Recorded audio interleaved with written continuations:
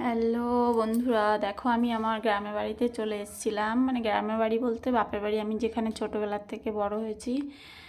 আর চলে গেলাম মাঠ ঘুরতে। দেখো কি সুন্দর মাঠের সবুজ দৃশ্য। তারপর আমি আস্তে আস্তে ছোলা খেতে গেলাম। দেখো ছোলা তুলে নিয়েছিলাম কতগুলো। তারপরে ছোলা ছোলা ক্ষেতের পাশে দেখো আলুর ক্ষেত আছে। আলুর ক্ষেতে গিয়ে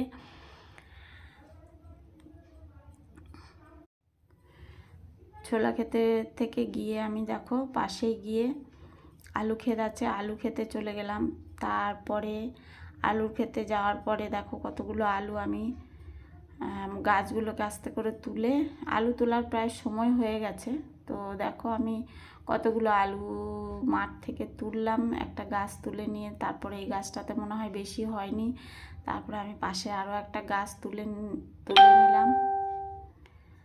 তারপরে দেখো ওই গাছটা তোলার পরে আমি আবার আরেকটা পাশে আরেকটা গাছ তুলে নিলাম আলুর। তা একটা ব্যাপার কি হয়েছে জানো, এই আলুর গাছটা যেই তুলেছি না আমি, একটা পচা আলু বেরিয়েছে দেখো।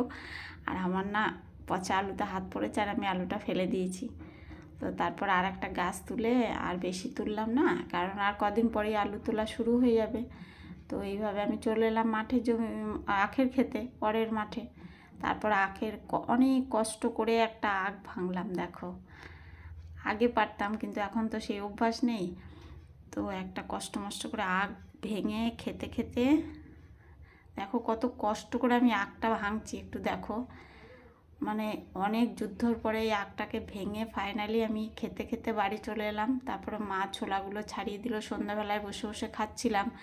আর তারপরে একটা কথা, আমি তো গ্রামের মেয়ে, তো এগুলো তো আমার ছোটোবেলা থেকে অভ্যাস ছিলই। তারপরে আর একটা জিনিস দেখো, আমি ছিপ ফেলে পুকুর থেকে পুঁটি মাছ ধরেছি কতগুলো, সেইগুলো